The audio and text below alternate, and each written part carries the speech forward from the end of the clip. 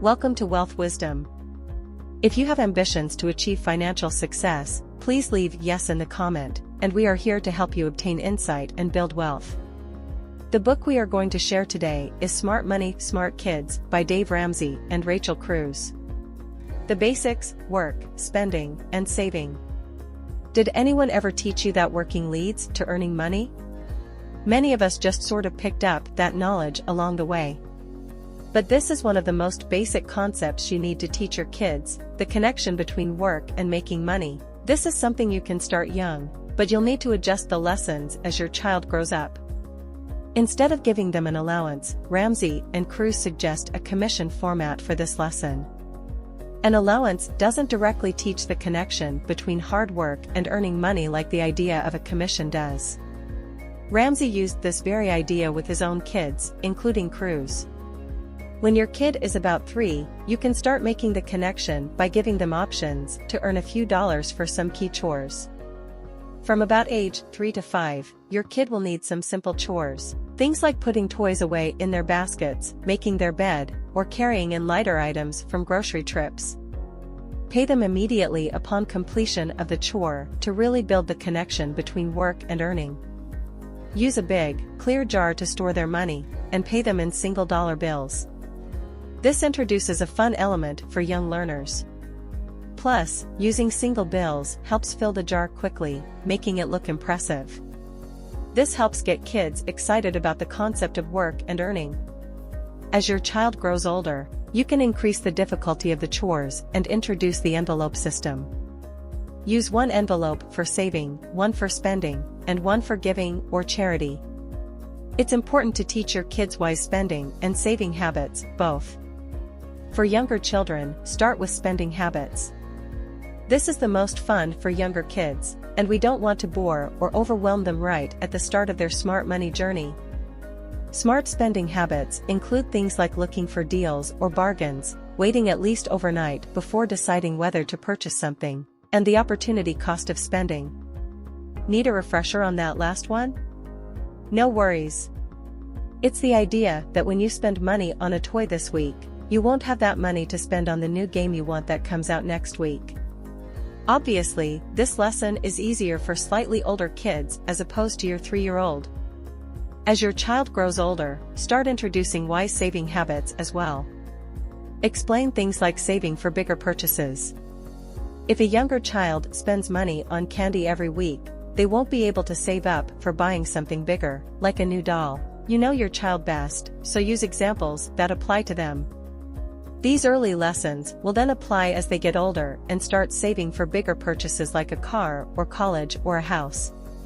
Be sure to revisit every lesson as they get older, because these concepts need repetition and applicable examples to really stick. As you teach your child saving and spending habits, keep in mind that most people are either natural savers or spenders. Neither is better than the other, but it's smart to be aware of our own personal inclinations and to adhere to wise habits either way. Cruze admits she's more of a natural spender, but that by being smart about her spending habits and implementing other smart money habits like budgeting, we'll get to that later. She's been able to live debt-free and thrive anyway. Your child's spender or saver inclination might be different from yours, and that's okay. A CNN report about college students at University of Illinois at Urbana-Champaign showed that nearly all those who demonstrated good financial skills reported that they'd picked up the habits based on their parents' guidance when they were younger. So get your kids in the habit of saving and spending wisely now. They'll take these skills with them throughout life. Before we continue, if you are interested in this topic, please consider subscribe and give us a thumb up. Let's continue. Budgeting. So, we've covered some basics, the work-money connection, and wise spender versus saver habits.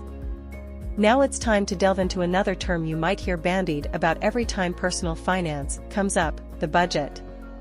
You're probably quite familiar with the term, but just so we're on the same page, let's define it. A budget is a careful plan and accounting of all the money you handle during a given time period, often a month. That includes income, money spent, money saved, money gifted, taxes paid, and so on. If you already do a monthly budget yourself, you're on a great path. If you don't, you'll need to start if you're going to truly teach your kids how to become financially savvy. We humans pick up on what others do, not just what they say, and this is especially true for children. If you want your kids to eventually use a budget successfully themselves, and you do, you'll need to walk the walk. So start by doing your own budget every month. Sit down, write the income you expect to make that month at the top of a piece of paper, or a spreadsheet, that's fine too, then account for every single dollar of that income by budgeting it to either some type of expense, saving, or donation. The goal is to have $0 left at the end of your budget. Ramsey and Cruze recommend budgeting a certain amount into your savings and donations first, then using the rest for any expenses. Often, if we don't budget those items first, we end up not putting anything into them at all. Even if you're just starting your own budget, you can teach your kids how to do it. Just be kind to yourself and open with them as you make mistakes. Those are teaching moments, times where you can demonstrate how to calmly learn and correct from financial slip-ups. Again, as with spending and saving habits, you'll need to adjust your teachings about budgeting to your child's age. For those ages 3 to 5, you might let them handle your checkbook, or let them play next to you as you budget. They don't need to know the particulars of how budgeting works, but seeing you consistently make time to do your budget weekly or monthly will show them it's an important part of life. As they grow, you might allow your child to fill in checks for paying bills each month. Ramsey allowed his 12-year-old daughter, Denise, to do exactly that. Another way to work budgeting into your child's life is by saying things like, "That's not in the budget this month," even for something you yourself might want. Allowing your kids to see you sticking to your own budget will further imprint the importance of this tool. With teens, you can give more in-depth explanations of a budget and expect more from them in terms of their having their own budget. Even if your child isn't working a job, you can help them learn how to budget. Look at all the items you spend money on for them each month. Consider clothing, school supplies, all the basics. Add up the numbers, then deposit that amount into a checking account for your teen. Be sure to walk them through budgeting and all the necessary knowledge for dealing with the bank. Suggest they build up a $500 emergency cushion. This will let them pay for any emergencies like a broken phone or a flat tire if they own a car.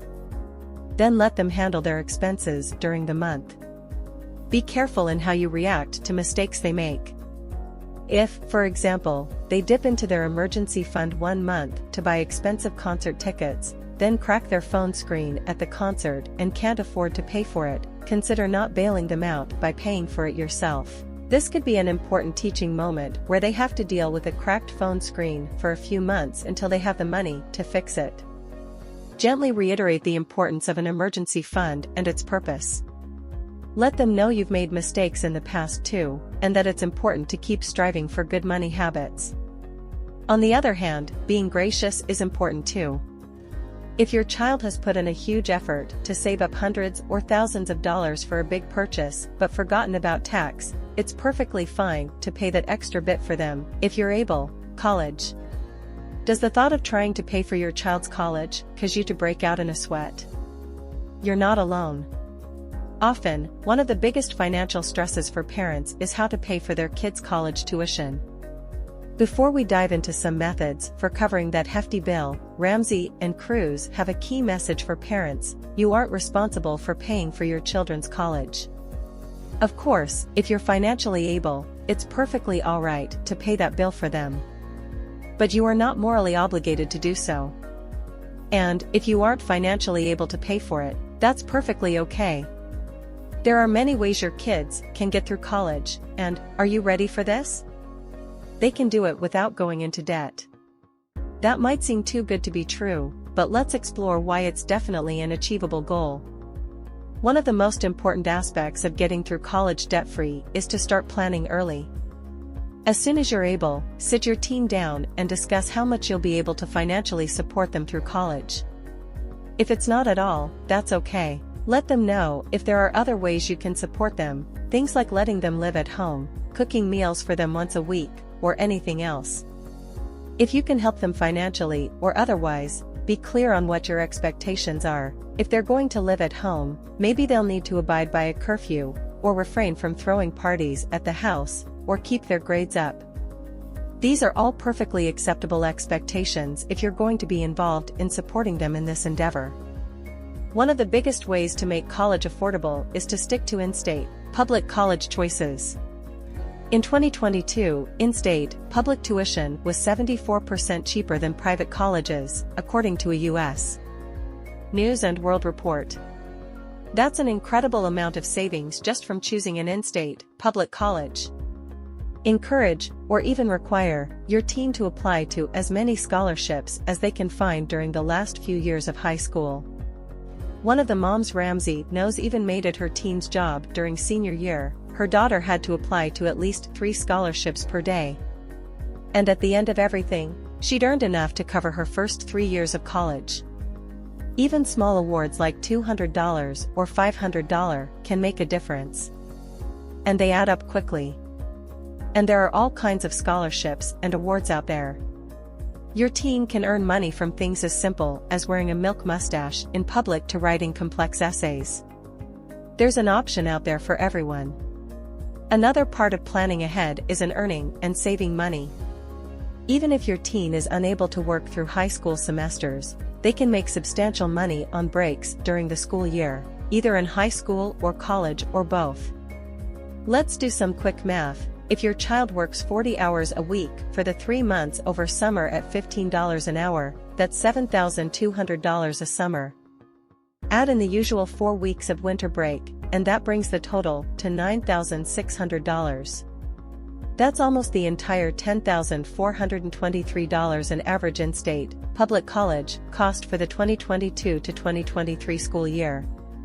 Throw in a few small scholarships or awards, and your teen could be paying their college tuition entirely on their own. Not every family situation is the same, so only take any of the advice here that would work for your situation. Just remember, start planning early and be clear with your child about how much you can help them. Guide them to make wise choices, such as applying to many scholarships and choosing an in-state, public university. Your teen can get through college without going into debt. That's the end of today's sharing. If you like our content, please give us a thumb up and share it with your friends. See you next time.